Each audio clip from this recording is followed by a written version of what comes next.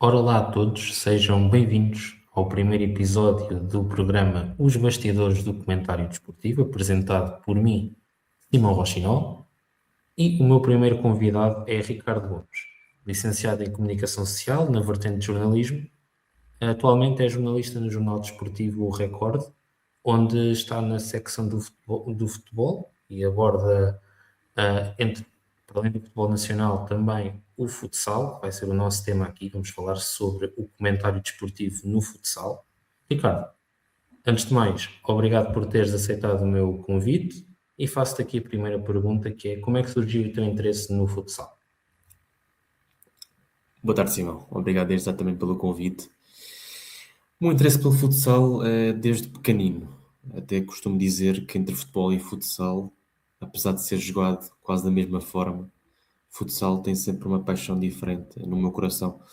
Porque eu desde que me lembro que percorro os pavilhões de norte a sul do país, na altura para acompanhar a minha tia, que era federada em futsal. Chegou a jogar também na primeira divisão durante vários anos e fez sempre parte da minha vida. É um jogo diferente, é um ambiente diferente, e tudo isso faz com que essa paixão que eu aqui já referi seja também ela diferente em relação ao futebol. Por isso, sempre acompanhou o meu trajeto. Tentei jogar futsal, fiz 2 treinos, mas acho que a minha profissão, o meu cargo, era mais fora de campo do que propriamente lá dentro. Uh, e lá está, é uma coisa que me acompanha desde criança, vivo com muita intensidade e é aquele típico jogo que não está decidido até o árbitro apitar. Portanto, em 3 segundos pode haver 2 golos.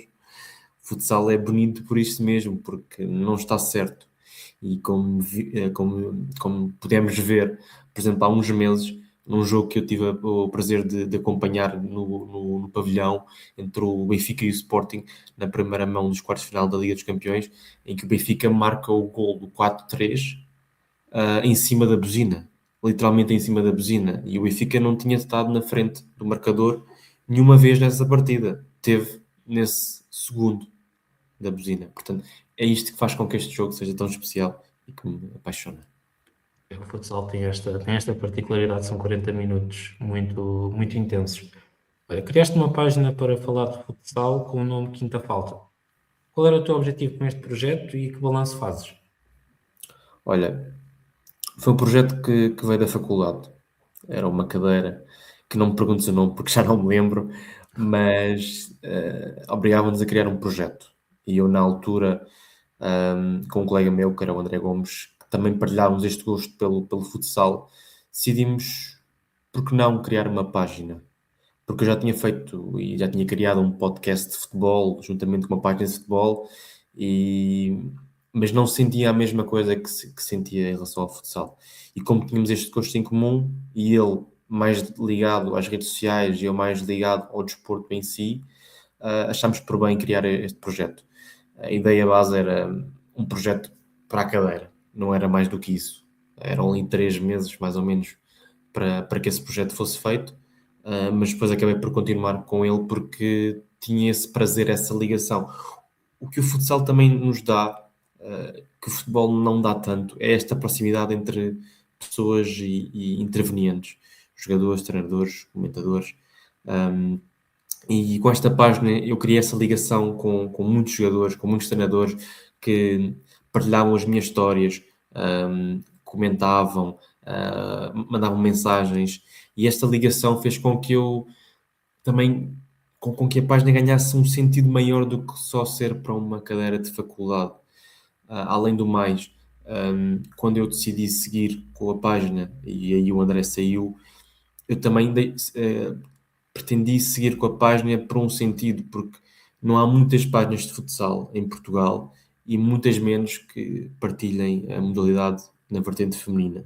E como eu sempre cresci com a vertente feminina, senti que tinha essa responsabilidade de continuar para dar palco às jogadoras, para dar essa visibilidade que elas não têm muito. E quando eu referi que senti muito a proximidade, até era mais com as jogadoras femininas, com as com os adeptos da vertente feminina, porque eles olhavam para mim, olhavam para a página, neste caso, como, de uma certa forma, éramos a única página quase a partilhar coisas ah, da Sentes vertente que, feminina. sentes que ajudaste a criar uma comunidade à volta do futsal com esta página?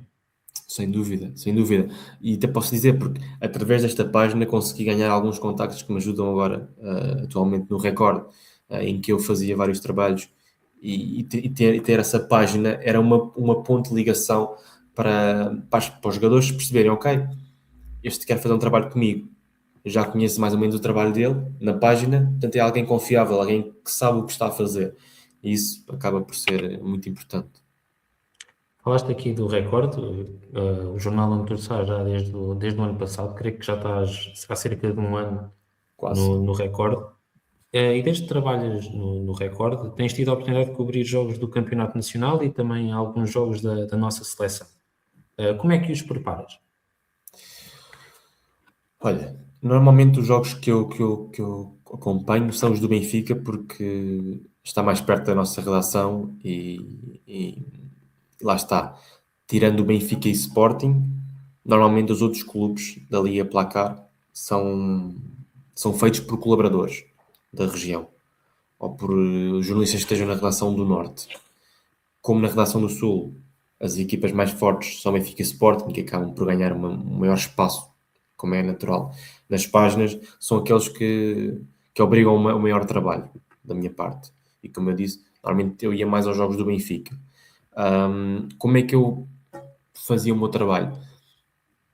Acaba por ser um pouco mais fácil, tendo em conta que eu já tenho um conhecimento grande da modalidade, da equipa, do jogo em si. Mas nunca dispensava ir ao 0-0, que acho que é uma das maiores ferramentas nesse aspecto, pelo menos no futsal, porque lá está, como eu já referi, não há muitos meios a divulgarem futsal e o 0-0 é um dos poucos que o faz de forma bastante importante para um jornalista que vai a um jogo. Eu limitava-me a ver as estatísticas, a ver os plantéis para também conhecer. Eu conheci alguns jogadores, mas também para conhecer no global, a ver os resultados recentes, a ver o que é que isso influenciava no futuro, uma vitória, um empate, uma derrota, perceber com quem é que jogavam a seguir, se podia haver gestão, e lá está. Muitas vezes eu até ia fazer as conferências de imprensa da antevisão do treinador do Benfica, que é o Cassiano Klein, e aí também acabava por conseguir tirar algum proveito daquilo que me poderia ajudar no jogo, especialmente quando eram jogos grandes com o Sporting ou para a Liga dos Campeões. Isso acabava por facilitar a minha vida. Mas era muito à base de ter o 0-0 aberto, ter os dois plantéis, ter o jogo em que aparece a antevisão do jogo, e ter um conhecimento da Liga Placar. Isso Eh, acaba por facilitar muito a minha vida. Estar no pavilhão ou fazer o comentário a partir da redação? Qual destes cenários preferes e porquê? É muito diferente. É muito diferente por dois aspectos. Já fiz à distância e já fiz ahm, no pavilhão.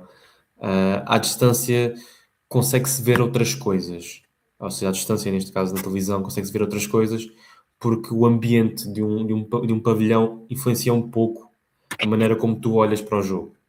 Porque tu, estando no pavilhão, tu não podes estar só atento ao que se passa dentro das quatro linhas. Tens de estar atento ao que te rodeia. Isso às vezes acaba por tirar ali um pouco o olhar do jogo. Prefiro ver o jogo no pavilhão, mas se calhar para ver o jogo de uma forma para escrever uma crónica, se calhar prefiro a televisão, porque consigo tirar mais proveito do que vejo. Mas lá está, há detalhes que a transmissão não te dá e que podem fazer a diferença numa crónica. E que Mas detalhes são esses? muitas vezes, tirando o público, porque às vezes um detalhe no público, ou seja, a forma como o público influencia também de certa forma os jogadores, quer com palavras não tão bonitas, quer com assim, uma provocação de um jogador ao público, e são coisas que nem sempre são transmitidas na TV, que só quem está no pavilhão, quem está no recinto é que consegue ver. Isso também faz diferença, porque lá está, quando tu escreves uma crónica, tu tentas fazer uma crónica que não seja só dizer o que é que aconteceu no jogo, porque isso toda a gente viu, pelo menos toda a gente que viu o jogo. Tem que ser alguma coisa, tem que ter alguma coisa diferente, alguma coisa que não passa aos olhos de toda a gente. E isso é importante dentro do recinto, porque na TV, como eu disse, não se vê tudo. Eu agora não te consigo dar assim um caso em concreto de algo que aconteceu, porque lá está, no futsal pelo menos, eu creio que só fiz 2 jogos na TV, que foi um para a Liga dos Campeões do Benfica, numa fase preliminar, que o Benfica foi, acho que foi a Letónia, ou foi um país assim, o Kosovo, acho eu, fazer as primeiras fases da Liga dos Campeões. Ronda de Elite? Sim, e aí, lá está, aí era muito preliminar e não ia enviar um jornalista só para cobrir a ir nesses pavilhões o jogo. Mas lá está, também era um jogo, por muito que seja a Liga dos Campeões, não era um Benfica Sporting. E falando da Benfica Sporting, o outro jogo que eu fiz também via TV foi um Sporting Benfica, creio que o foi o primeiro foi um jogo, creio, ou foi para o Campeonato ou para a Liga dos Campeões, agora não me recordo muito bem. Isto é complicado. O Benfica e o Sporting jogam tantas vezes que Porque nessa fica semana, foi complicado. exatamente naquela semana em que jogaram 3 vezes. Eu acho que foi para o campeonato, ficou 2-2. Em que o jornalista do Record, que não era eu, foi lá, mas que houve aquela confusão à volta do recinto, do estádio, entre adeptos. Ele acabou por ficar mais focado nessa parte e eu que estava na redação pediram para fazer a crónica para o jogo. Lá está. É diferente. Houve ali muita coisa que aconteceu que eu não vi, houve outras que eu vi, por exemplo, as celebrações do Pani Varela que ficaram célebres nesse jogo, quando ele marcou os 2 golos, aí sim, porque a transmissão partilhou, mas não vi o que é que os adeptos como é que responderam, portanto, essa parte também era importante. Lá está, é o que eu digo. Eu prefiro ver um jogo no recinto, do pavilhão, mas para fazer uma crónica Para no falar sobre um silêncio, jogo, para falar também sobre. numa redação. O Benfica e o Sporting têm uma grande dimensão em Portugal e o futsal não é exceção à regra. Sentes alguma pressão extra quando tens que falar sobre estes clubes? Sinto porque... Mas sinto mais quando é entre os dois. Eu acho que pressão é sempre positiva. E se não tiveres pressão, acabas por desleixar no teu trabalho. Tu não podes achar que um Benfica Fundão não merece o mesmo respeito e rigor e dedicação que um Benfica Sporting. Não podes. Agora, a verdade é que sim, a probabilidade de mais pessoas lerem um Benfica Sporting, uma crónica, de lerem um Benfica Fundão, é muito maior, a do derby. Agora, em relação à pressão, por um lado, eu sinto-me mais à vontade para escrever um Benfica Fundão na questão da criatividade. Porque lá está, tens que ter rigor, tens que ter a dedicação, mas também tens de ter um pouco de criatividade. E no Benfica Fundão tu acabas por... Lá está, tu pensas, ok, se calhar menos pessoas vão ler. Podes tentar aqui crescer um pouco na parte da criatividade, para depois num jogo como Benfica Sporting teres essa noção. Mas aí tens de ter cuidado, porque tens que ser isento. Não podes cair nem para um lado nem para o outro. Não podes escrever um texto como se fosses um adepto de um clube ou do outro. E essa parte é que tem que ter o cuidado, porque às vezes criatividade pode ser ali equiparada a um... Ok, este é adepto disto. Dá a entender Sentes, que é sentes adepto maior, daquilo. sentes maior escrutínio quando é um jogo de elevada importância e Sim. lá está, falaste, por exemplo, o Benfica e o Fundão, com todo o respeito pelo Fundão, mas por muita coisa que pode acontecer, passa um bocado ao lado, é isso? Sim, mas lá está. É daquelas ideias que ninguém quer dizer porque parece que dá a entender que não são importantes. Mas toda a gente pensa. Isso, lá está, e é a diferença. Eu iria ver lá está, como adepto da modalidade, iria ver qualquer um dos textos. Mas um Benfica Sporting transporta muitas mais pessoas para ler, para ver, para ouvir, do que um Benfica Fundão. E isso reflete-se nos pavilhões, reflete-se nas audiências do Canal 11. Mas eu tento sempre fazer... eu olho sempre para a crónica de uma forma de... Ok, eu tenho que crescer a cada crónica que faço, a cada jogo que vou. E tento sempre libertar-me um pouco. No jogo do Benfica Sporting, dos quartos de final, que eu já referi aqui, da Liga dos Campeões, eu até chego, de certa forma, no final do texto, a enviar uma farpa, digamos assim, ao Ricardinho. Porque ele, durante meses, andou aí a dizer que o futsal estava a perder o brilho.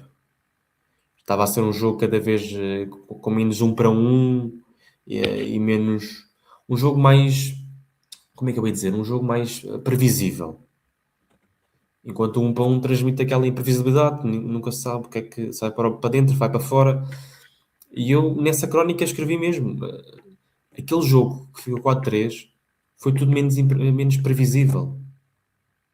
E não houve tantos 1-1s. Houve sim muitas jogadas com o guarda-redes avançado, que é outro tipo de futsal neste momento, mas que aquilo transmitiu. O guarda-redes subido está muito na moda no Está futsal, muito por na exemplo. moda. E eu percebo quem não gosta. Eu percebo e sinto que muitas vezes há jogadores no 1-1 que eram muito bons e que agora não estão a fazê-lo e estão a perder muito daquilo que tinham. Mas eu nesse jogo eu senti que isto foi uma resposta para aquilo que o Ricardinho tinha dito. E o Ricardinho é um dos melhores jogadores do mundo, da história. Lá está, eu olho muito para as crónicas como melhorar a cada jogo. E isso também faz com que tu te libertes na escrita, que é algo muito importante e que eles valorizam. Falaste aqui da questão do jogo e do que podemos aprender aqui com os protagonistas e faço-te aqui uma pergunta tendo a ver com essa questão. Já entrevistaste jogadores e treinadores da modalidade, como por exemplo o Léo Gugel ou até o Cassiano Klein, para ter aqui um exemplo de um jogador e de um treinador. Como é que descrevem as interações com os protagonistas e se conseguiste aprender mais sobre o futsal, tática e tecnicamente ao falar com eles? Olha, primeiramente, como eu disse em relação à quinta falta, o futsal é um desporto que aproxima as pessoas. Não há barreiras como há, por exemplo, no futebol. Barreiras em termos de comunicação social e intervenientes. E no futsal, se não me engano, eu já fiz 3 ou 4 entrevistas com jogadores, mesmo presencial. Depois há aqueles trabalhos semanais que se faz, em que foram imensos, com vários jogadores, e aí sim, sem ser Benfica e Sporting, porque estas entrevistas que referes é mais Benfica e Sporting, o Bernardo Passó, o Giel, Lúcio, entre outros. Eu tento sempre, no início das entrevistas, deixar o entrevistado à vontade. Criar ali um elo de ligação para que ele se liberte e para que possa ser ele próprio e de certa forma também acabar por, ou ele ser ele próprio, deixar cair ali digamos, um título ou algo mais chamativo para depois, quando escrever, ser algo catchy, que as pessoas vão ver e vão carregar no link para ler a notícia.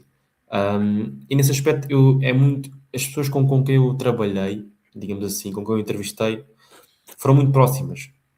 O Bernardo Passó, posso dizer, dar aqui exemplos, a ligação que eu fiz com ele foi a questão dele vir a ser pai, tal como o irmão, ao mesmo tempo. Eles são gêmeos e tiveram os filhos ao mesmo tempo. Ou seja, deixá-lo à vontade e perceber que do outro lado eu não sou só um jornalista, também sou uma pessoa e acho que também é importante esse aspecto porque tu acabas por ganhar muito mais do que ser aquele rigor em que tu chegas lá e entrevistas e fazes aquelas perguntas que eles estão fartos de ouvir ou outras que são mais difíceis para eles e mais complicadas.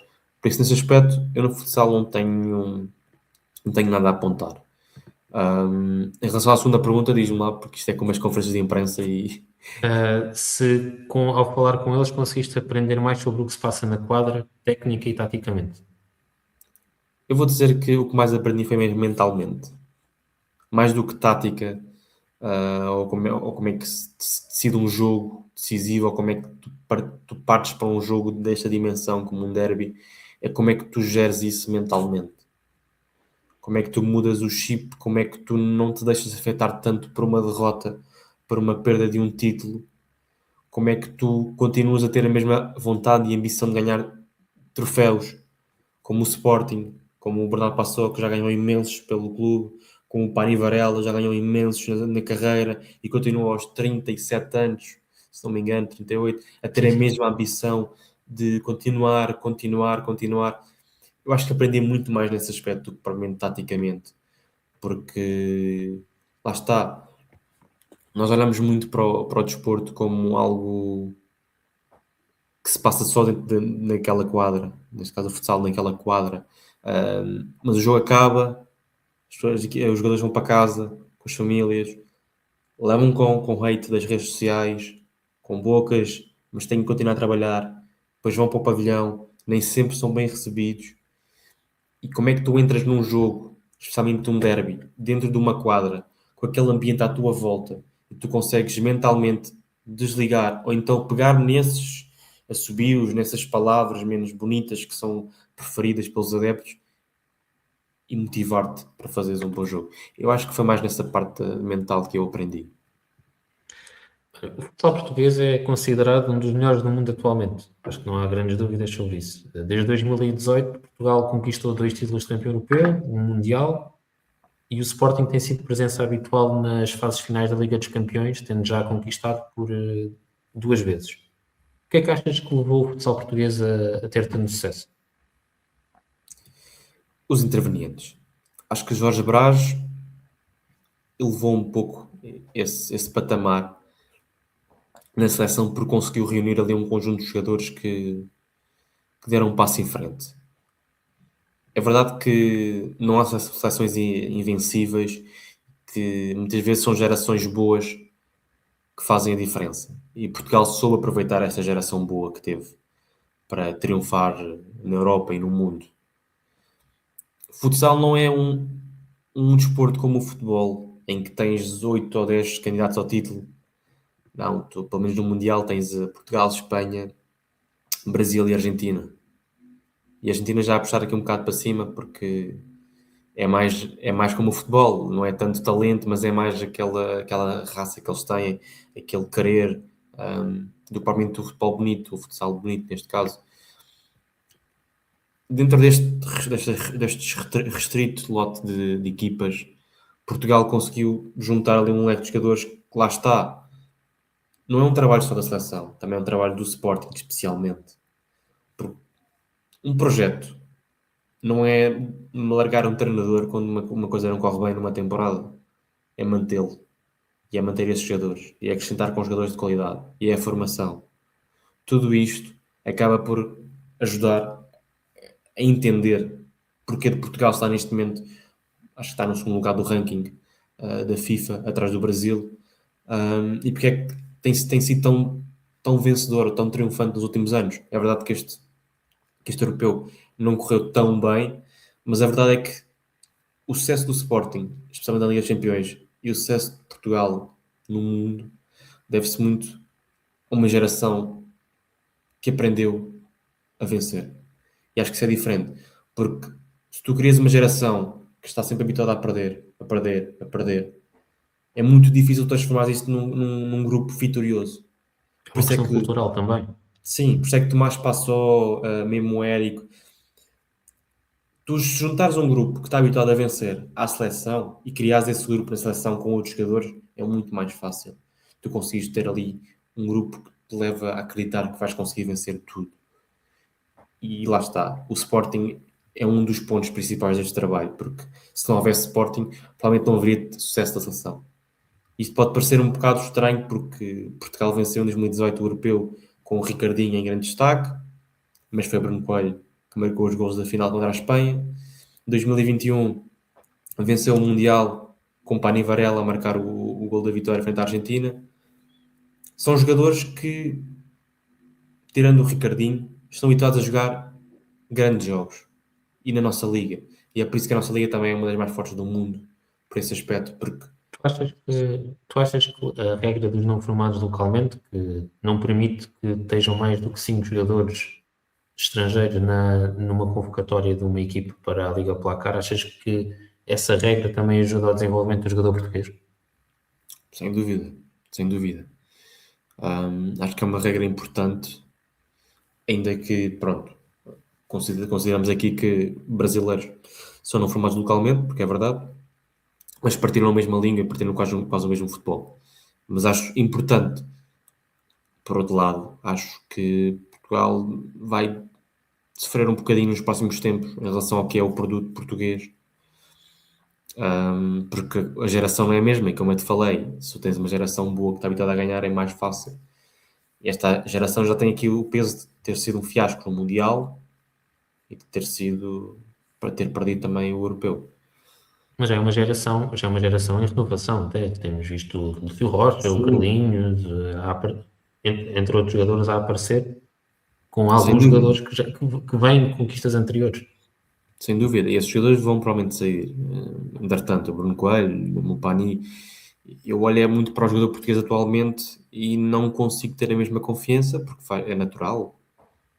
Natural que os jogadores também precisem de tempo e precisem de errar para depois voltar a vencer.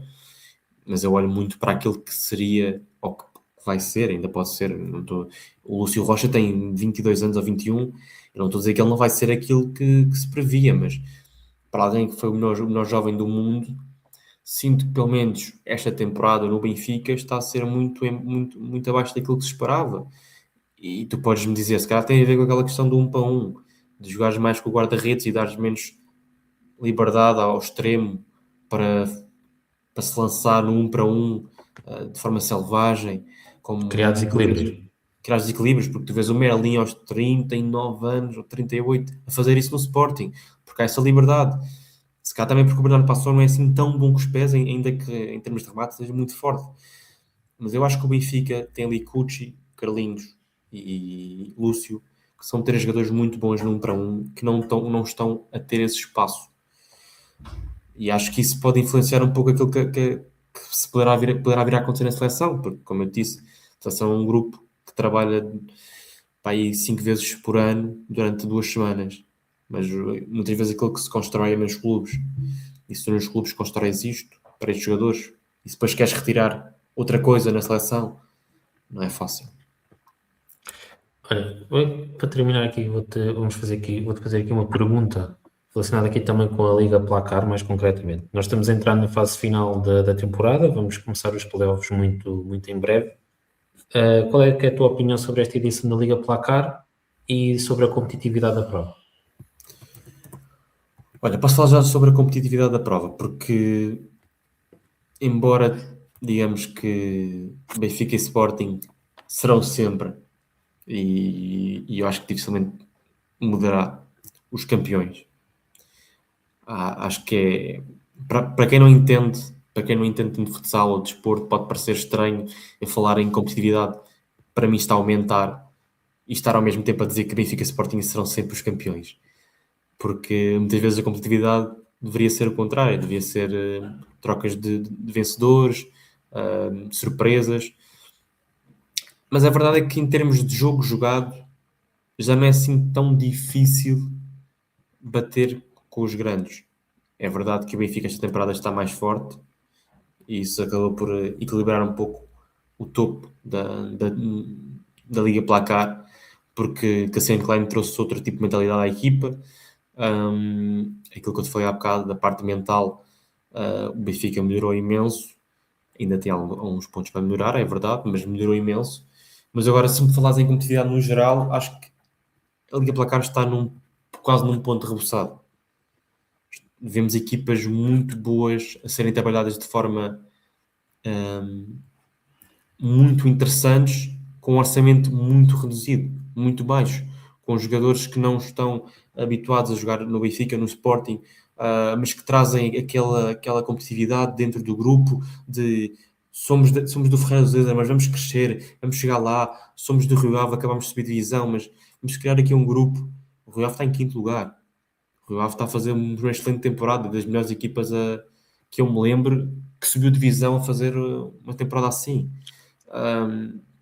Eu acho que e temos o Porto Salvo, que é um projeto, para mim, um dos melhores projetos de futsal, quer na vertente Teve masculina, quer na um, vertente feminina. teve um arranque de temporada brutal. Espetacular, depois caiu, é verdade, caiu bastante, mas a expectativa também aumentou e aquilo pode ter entrado um pouco na cabeça dos jogadores, faz parte, mas é uma equipa que luta e que está ali com o Braga a lutar pelo terceiro lugar, que é uma diferença boa, ficar em terceiro ou ficar em quarto, mas a verdade é que se olhares para o global ali a placar, está uma liga mais competitiva, mas ainda assim há sempre algo que podia melhorar.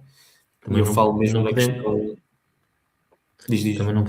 também não podemos esperar que seja tão competitivo na frente, porque Benfica e Sporting têm um investimento e uma qualidade individual muito acima dos outros. E Eu acho muito difícil que possa haver esse. O Braga assustou. O Braga assustou no bom sentido, digamos assim, porque o Braga, para já, é um clube com historial no desporto, especialmente no futebol, com dinheiro, e chegou a uma final da Liga Placar, se lá estava há 2 anos. Mas esta temporada caiu abruptamente e acho que é um projeto que não está a ser tão bem trabalhado como poderia ser. É pena, é verdade. Ahm, e lá está, a competitividade para mim existe, mas ainda há um degrau grande entre quem está em segundo para quem está em terceiro e o resto. E acho que aí. para. Diz. Desculpa. Só para finalizar, é mesmo só para dizer que acho que é algo que não vai ser tão facilmente alcançável nos próximos anos. Acho que, como eu disse, acho que Sporting e Benfica vão continuar a vencer. Para finalizar aqui o nosso episódio, eu queria te fazer uma pergunta em relação também à competitividade, que é, achas que uma possível entrada de clubes mais predominantes no futebol, no caso o Futebol Clube do Porto, o Vitória, Sport Clube, achas que poderia ajudar ao crescimento da modalidade e ao aumento de competitividade da mesma? Acho que o Futebol do Porto, sem dúvida alguma, porque trazia investimento, trazia mais visibilidade, trazia jogos espetaculares, mesmo aquele clássico quente, acho que trazia isso tudo. Agora, se estiveres a falar mais na questão de trazer cada vez mais clubes da primeira divisão portuguesa, neste caso, de futebol, para o futsal, na minha opinião, e olhando apenas como adepto, acho que tiraria um pouco daquilo que é o bonito do futsal. Que é o Porto Salvo, por exemplo, é uma equipa de futsal. Faça a redundância, é uma equipa de futsal. Tem futebol, mas não é uma equipa com poder no futebol, é no futsal. O Quilhas de Lombos é a mesma coisa. Tem basquetebol, é verdade, feminina então é uma equipa muito boa, mas é uma equipa de futsal. O Caxinas também, o Ferreira do Zezer também. É verdade, depois há aqui a Rio Aves e a Famalicão. Mas acho que o bonito são estas equipas cujo futsal deles é a vida. Por exemplo, o Ferreira do Zezer, o futsal une aquela região. Acho que isso é que é o bonito do futsal também, mas do ponto de vista de alguém que quer ver uma liga mais competitiva ou crescer ainda mais, sim, esses clubes a entrarem traz sempre mais atenção, especialmente o Futebol Clube do Porto, porque é um dos grandes. Pronto, e com isto fechamos aqui o primeiro episódio dos Bastidores do Comentário Desportivo. Ricardo, quero-te agradecer aqui pela presença neste primeiro episódio do projeto. Voltaremos com o próximo convidado. Até Muito lá. obrigado.